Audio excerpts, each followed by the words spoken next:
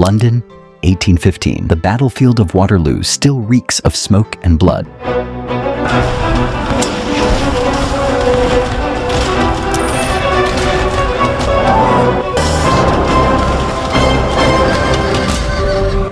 But hundreds of miles away, one man has already won without ever lifting a weapon. Nathan Rothschild, standing on the trading floor of the London Stock Exchange. He appears calm, but what no one knows is that Nathan holds information no one else in the room possesses. Napoleon has lost.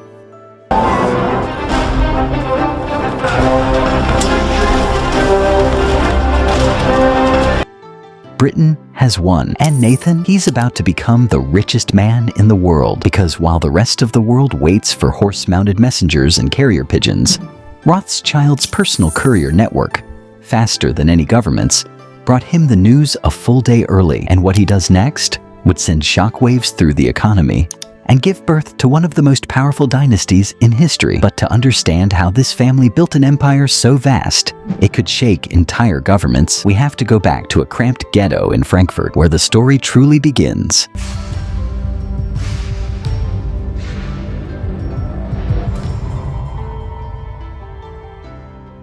Long before they were whispered about in conspiracy theories, before they were blamed for stock market crashes and royal betrayals, the Rothschilds were simply survivors, and it all began in a tiny, narrow street called the Judengasse, the Jewish ghetto of Frankfurt. It was the 1760s Germany, and Meyer Amschel Rothschild was born into a world of barriers. Jews at the time couldn't own land, they couldn't vote, they couldn't hold public office, or freely marry outside their faith. Most were confined to ghetto walls that were locked at night and patrolled by armed guards. But Meyer had something rare: intelligence and access. He apprenticed under a local banking firm, where he gained an early education in coin dealing, precious metals, and foreign exchange. These weren't just side skills.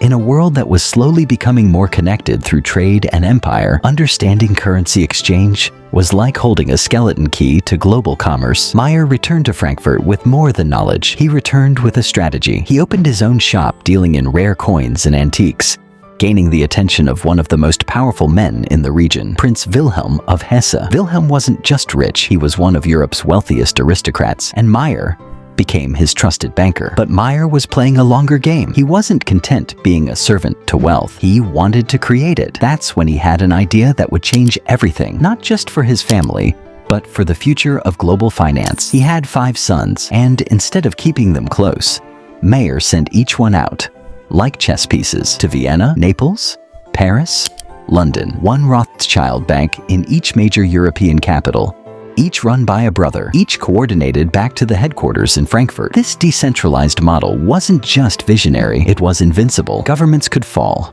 wars could break out, currencies could collapse, but if one branch was threatened, the others could keep the machine running, and they did. By the early 1800s, the Rothschilds weren't just regional bankers, they were Europe's emergency fund, its invisible treasurers. They financed armies, rebuilt cities, and shaped economies. And yet, they never sought political office, never built monuments to themselves, never crowned a king, because the real power isn't in being seen, it's in being needed. But as their wealth soared, the Rothschilds made a strategic decision that would preserve their dynasty for centuries. And it had nothing to do with money. It had everything to do with who you marry and who you don't.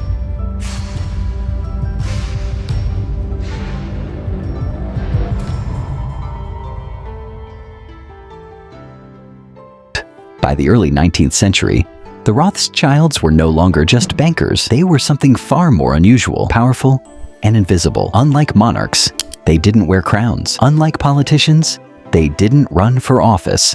And unlike industrial titans, they didn't put their names on factories. Yet somehow, by the mid-1800s, they held more influence than most European governments. And they did it without anyone truly seeing them. The key was their communication network. At a time when letters could take weeks and news traveled slower than a horse, the Rothschilds created something close to a private intelligence agency. Each brother, in Paris, Vienna, London, Naples, and Frankfurt, stayed in constant contact, not just through standard couriers, but using coded letters, private messengers, and insider correspondence embedded across the continent. While kings were still waiting for battlefield updates, the Rothschilds already knew the outcome. This made them invaluable during conflict, especially the Napoleonic Wars. Countries bled gold to fund armies. Napoleon imposed financial sanctions. Governments collapsed under debt. But the Rothschilds, they navigated around blockades, funneled capital through neutral territories, and lent money where no one else could. In one of the most daring financial plays of the era, Nathan Rothschild coordinated the transfer of £10 million in gold, a colossal sum, across enemy territory to supply Britain's armies fighting Napoleon in Spain and Portugal. Smuggled in barrels, disguised in crates, routed through multiple hands. And it worked. The British campaign continued. Napoleon's forces struggled. And behind it all, a family that never picked up a sword. But money wasn't the only thing that moved under their watch. It was information, early warnings of revolutions, market rumors, war outcomes, political shifts. They weren't just playing the financial game, they were building the board. Governments noticed, and soon, the Rothschilds weren't just lenders.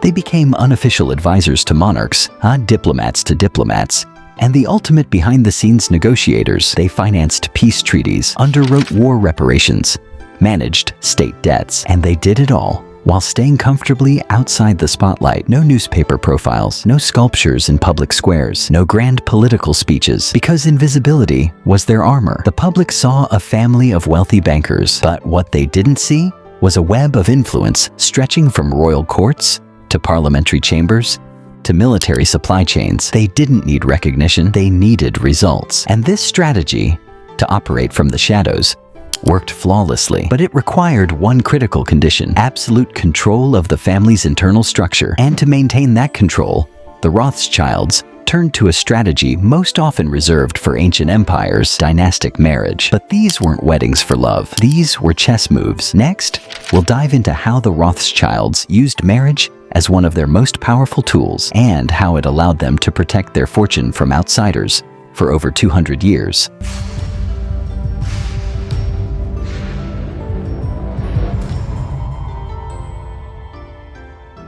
By the mid-1800s, the Rothschild family was not just wealthy, they were strategically fortified, and at the heart of their inner defense system wasn't a bank vault or an army, it was a marriage. To the Rothschilds, marriage wasn't a celebration, it was a strategy, one that would preserve the family's fortune, seal its secrets, and protect its power for generations. You see, most wealthy families eventually lose their grip. A generation squanders the fortune. Inheritance gets split. Outsiders marry in. But the Rothschilds were different. They saw dilution as a threat to control, so they made a decision that shocked the elite circles of Europe. They would marry each other. Throughout the 19th century, Rothschilds married Rothschilds.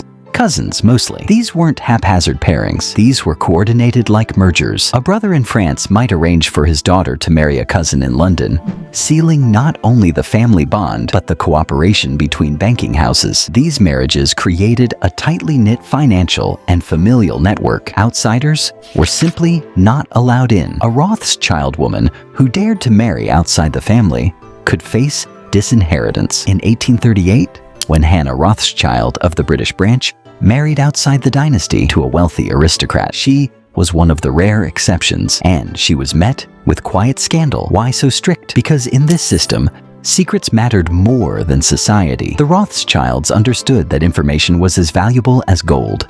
If you marry outside the circle, you risk letting that information and that fortune leak. This closed-door policy had another benefit. It prevented fragmentation. While other European fortunes were divided among heirs and in-laws, the Rothschild fortune remained whole, undiluted, concentrated. And while this dynastic system may seem old-fashioned, or even disturbing by modern standards, it worked. For over a century, the Rothschilds grew their empire while keeping tight internal control. But there was something else at play, something subtle but powerful. By appearing as a family-first, tradition-bound, almost cloistered clan, the Rothschilds added another layer to their mystique. They weren't just rich.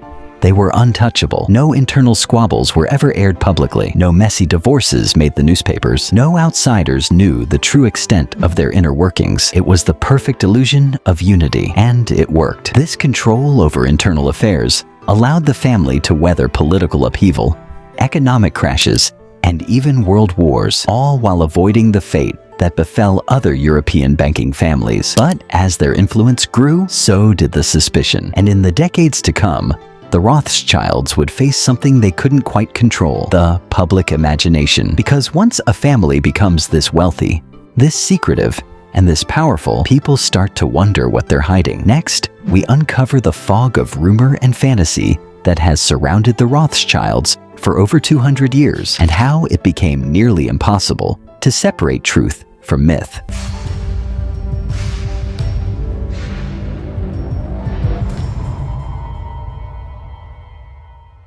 At a certain point, the Rothschilds stopped being just a family. They became a myth, a family so wealthy, so discreet, and so globally connected that their very silence became fuel for the imagination. Whispers began to grow in cafes, salons, and eventually online forums. Whispers that suggested maybe the Rothschilds weren't just rich. Maybe they were running the world. Of course, none of these claims were backed by hard evidence.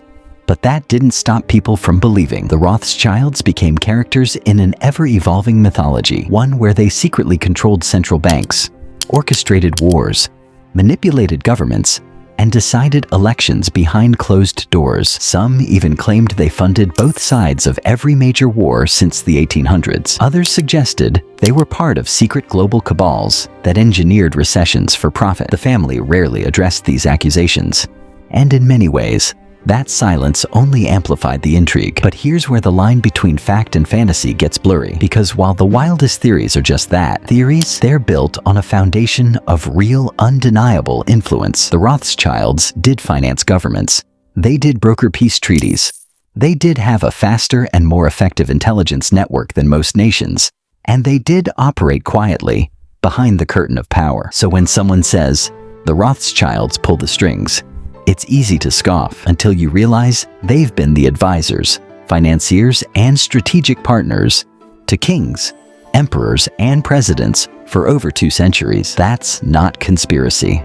That's history. Still, the mystique has become self-sustaining. Books, documentaries, even Hollywood films have referenced the family's supposed omnipotence. Their name has appeared in anti-Semitic propaganda for over 100 years, portraying them as puppet masters or sinister overlords, often with dangerous and hateful undertones. The Nazis, for instance, heavily relied on Rothschild myths in their rhetoric to stir resentment against Jewish financiers. The tragedy is that by staying silent, the Rothschilds allowed their name to become a blank canvas onto which the world projected its darkest fears about money and power. Even today, if you search their name online, you'll find a mix of official business pages, family foundations, and rabbit holes. Some people claim they own the Federal Reserve. Others think they control the World Bank or the International Monetary Fund. In truth, they don't, but they've certainly advised those institutions and shaped the systems that allowed them to exist. And maybe that's what's truly unsettling to some: the idea that the most powerful players in global finance might be the ones who don't need to be seen. Because in a world where tech billionaires chase the spotlight and celebrities tweet their every move, the Rothschilds remain the opposite: elegant, quiet, and practically invisible. But their invisibility isn't just a quirk of personality. It's part of the plan, a deliberate choice that goes back generations. And nowhere is that choice more evident than in the one place no outsider has ever truly explored: their vaults. Next, we unlock the truth, or try to, about where the Rothschilds keep their secrets.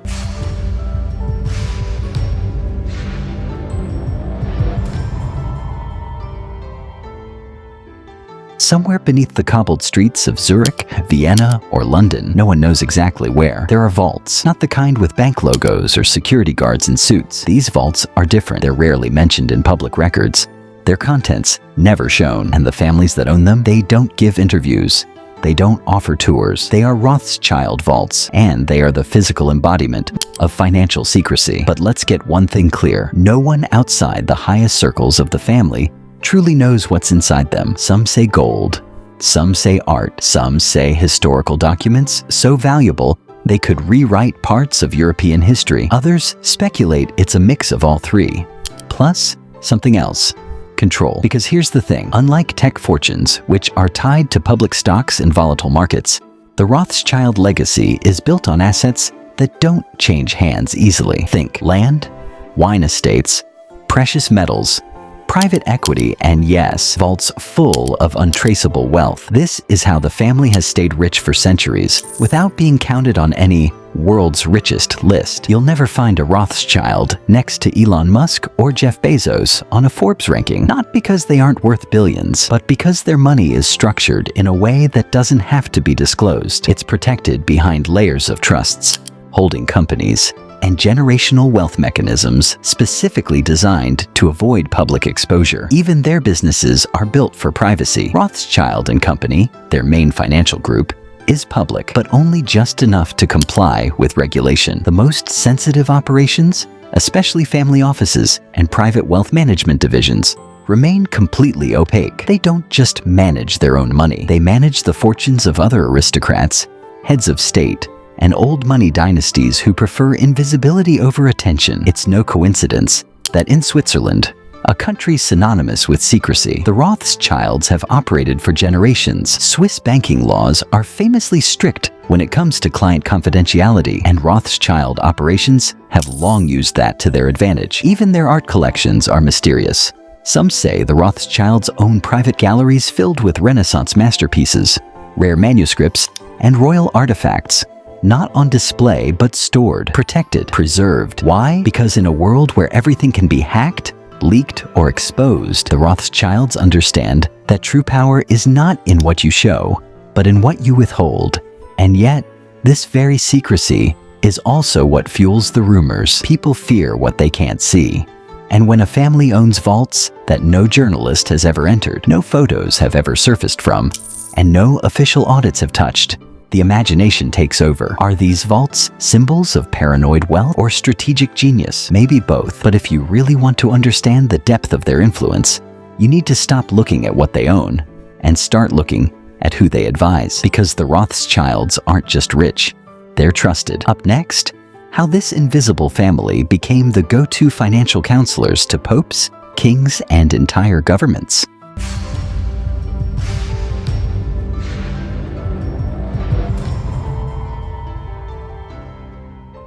By the 19th century, the Rothschilds weren't just bankers. They had become something far rarer, advisors to power, not elected, not crowned, but respected and consulted by those who were. In every European capital where the Rothschilds had planted roots, they eventually became the people governments turned to when things went wrong, when budgets collapsed, when armies needed funding, when economies teetered on the edge. It was the Rothschilds who quietly stepped in. They weren't seen in public debates. They didn't campaign for influence, but behind closed doors, their words carried more weight than most ministers. Take, for instance, the Vatican. In the 1830s, Pope Gregory XVI found the Holy See in a deep financial crisis. Years of debt and instability had left the Papal States on the verge of collapse. The Catholic Church needed money, and fast. So who did they turn to? A Jewish banking family from Frankfurt, James Meyer de Rothschild of the French branch, and Karl Meyer of the Naples branch, arranged a series of major loans to the Vatican. These weren't small favors. These were the financial lifelines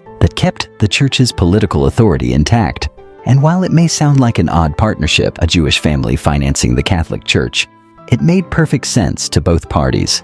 The Rothschilds didn't operate based on religion or ideology. They operated on leverage, trust, and return on investment. By saving the Vatican's finances, they didn't just earn interest, they earned access to information, political favor, and long-term alliances that paid off in other arenas. This kind of relationship wasn't unique to the Church. In Austria, the Rothschilds funded massive infrastructure projects like the national railroads, helping transform the empire's economy. In Britain, they became the go-to financiers for public works and even military operations, including a vital loan to the British government during the Napoleonic Wars. In France, they helped stabilize the country after the fall of Napoleon, playing a key role in the 1820s bond market and becoming trusted financial advisors to the monarchy. But perhaps their greatest strength was neutrality. While Europe was split by war and ideology, the Rothschilds remained politically fluid. They funded both monarchies and democratic revolutions. Their loyalty wasn't to flags, it was to stability, growth, and opportunity. And this neutrality made them indispensable. No matter who was in charge, king, emperor or prime minister, the Rothschilds were always welcome at the table. Their reputation for discretion and effectiveness meant that even when national sentiment was anti-Semitic or anti-wealth, governments still came knocking. They didn't need armies. They had influence. They didn't stage coups. They funded rebuilding after them. And because of this quiet, consistent presence behind every major European government, the Rothschilds shaped the continent more profoundly than many official rulers ever did. But by the late 19th and early 20th centuries, the financial world was changing. Empires were falling, wars were looming, and the Rothschilds needed to adapt again, not by taking on more political roles, but by shifting their empire towards something more practical, yet just as powerful: industry. And what happened next would take them from the halls of diplomacy to the engines of the modern economy.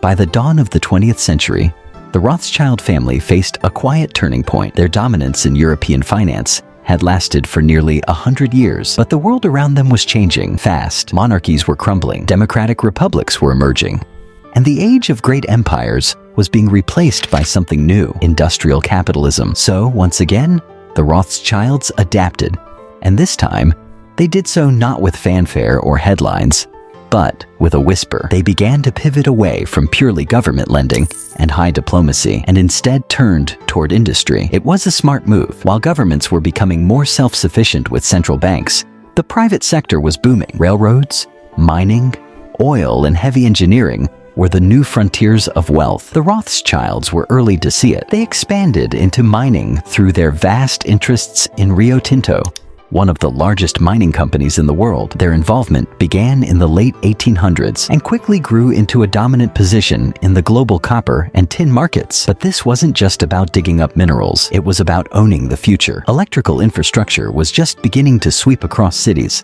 and copper was essential to it. The Rothschilds saw that coming before most. They also moved into oil. They invested in the Baku oil fields in Azerbaijan, one of the richest oil regions of the early 20th century, at a time when petroleum was still seen as a niche energy source.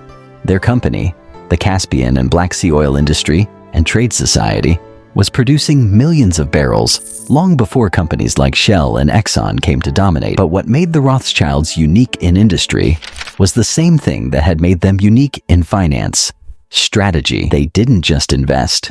They controlled. They didn't just own shares.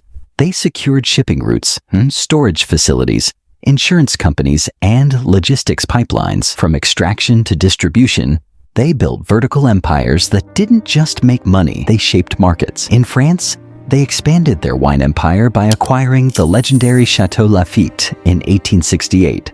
Turning it into one of the most prestigious wine brands in the world. In Austria and England, they acquired and developed massive real estate holdings, many of which remain in family trusts to this day. But they did all this without ever becoming industrial tycoons in the public eye. Unlike the Rockefellers or the Carnegies, the Rothschilds avoided spotlight and controversy. They didn't slap their names on factories or donate wings to universities. Instead, they operated through holding companies, anonymous subsidiaries, and silent partnerships. By the mid-20th century, they had positioned themselves at the heart of global industry: energy, mining, agriculture, and even aviation, all without having to sit at the head of a public company table. But while their control became more dispersed, their philosophy remained unchanged: stay quiet, stay connected, stay in power. And by the 21st century, the family's influence would once again evolve, this time into the modern world of global finance, hedge funds, and billion-dollar advisory firms. Next, we follow the Rothschilds into the present day and reveal how they've maintained their financial throne without ever stepping into the limelight.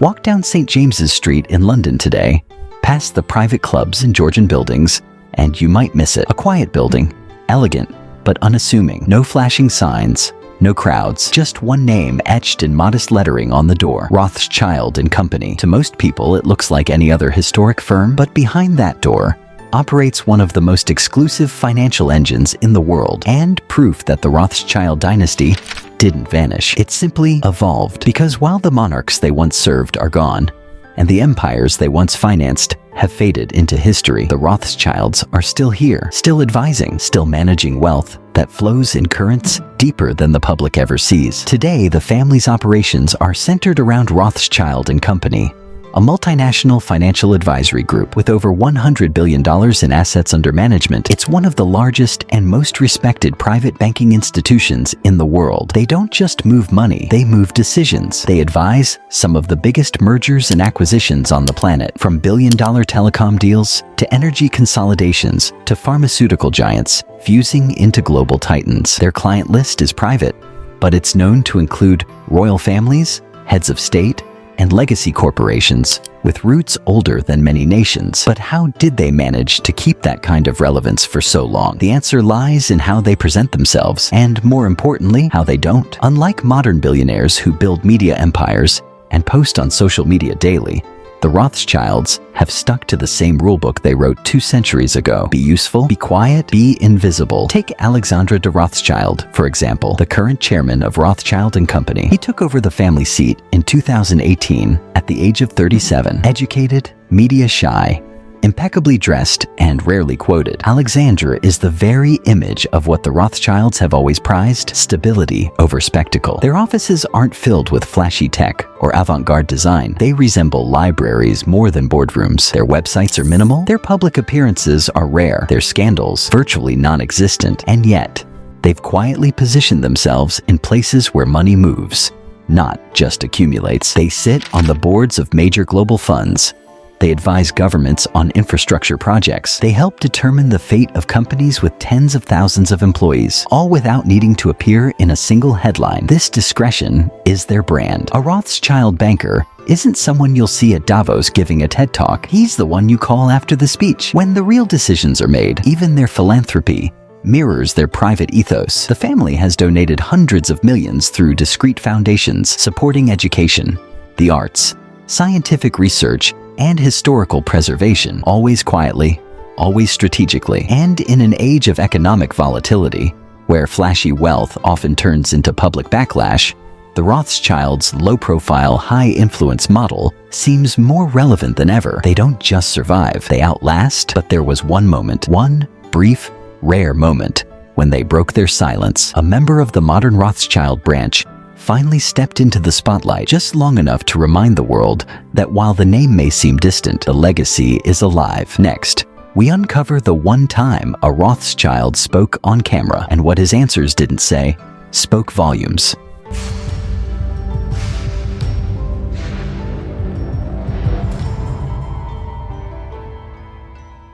In 2012, a quiet but extraordinary moment occurred. For the first time in decades, a senior member of the Rothschild dynasty gave a televised interview. His name was Lord Jacob Rothschild, the 4th Baron Rothschild.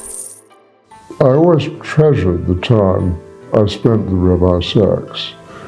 He was a wise and gracious man, and above all, he was a leader of immense vision.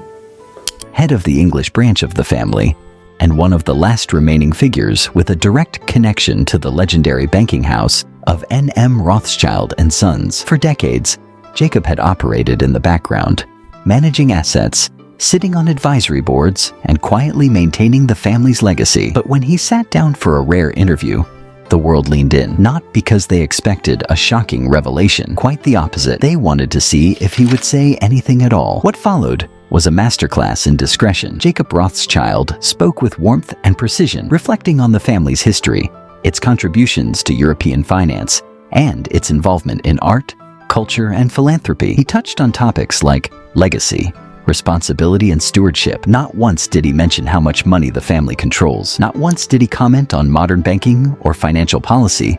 And when the interviewer inevitably asked him about the conspiracies, the ones that link the Rothschild name to everything from world wars to secret governments, Jacob smiled. He didn't lash out. He didn't deny anything. He simply said, "We're used to that sort of thing." It was a perfect response. Calm, indifferent, and airtight. And that's what made it so powerful. Because in that moment, The audience saw what generations of kings and prime ministers had seen behind closed doors. Composure, the kind that doesn't come from arrogance or ego, but from certainty. Jacob didn't need to convince anyone of anything. His silence carried more weight than 1,000 denials. But this brief moment in the public eye wasn't about exposure. It was about continuity, a way to remind the world that while others chase the camera, the Rothschilds still play the long game. Even in their public appearances, they are deliberate. They show just enough to prove they still exist. No more. In the years since that interview, Jacob Rothschild has stepped back from day-to-day operations, handing the reins to the next generation. But the strategy hasn't changed. Rothschild and Company continues to operate as one of the most discreet and influential financial institutions on the planet. Their advice shapes billion-dollar transactions. Their wealth shapes markets. And their silence, that still shapes public imagination. Because sometimes, the most chilling thing isn't what someone says, it's what they choose not to say. And so the family returns to its usual place, behind the curtain, pulling no visible strings, but somehow always near the center of power. The name is old, the world has changed, but the Rothschilds, they're still exactly where they want to be. From a cramped ghetto in Frankfurt to silent seats in global boardrooms, the Rothschilds have mastered one thing better than any other family in history: staying visible enough to matter, but invisible enough to never be held accountable. They didn't just build a banking empire, they built a legacy of secrecy, one that has outlived kings, empires, and revolutions. And while today's headlines are filled with the noise of modern billionaires shouting for attention, the Rothschilds remain silent, watching, advising, and moving the world one invisible step at a time.